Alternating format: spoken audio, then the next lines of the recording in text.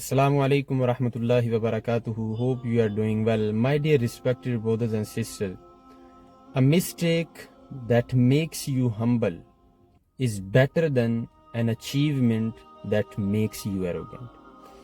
Try to be humble, my dear respected brothers and sisters. Your status, your position, your wealth should not make you arrogant.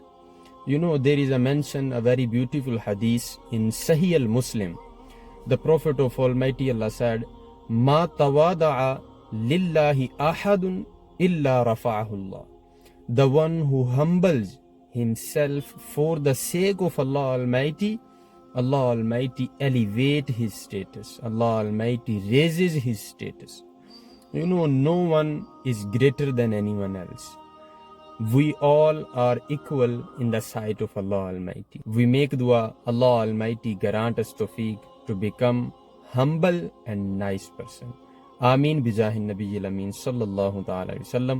Assalamu alaikum wa rahmatullahi wa barakatuh.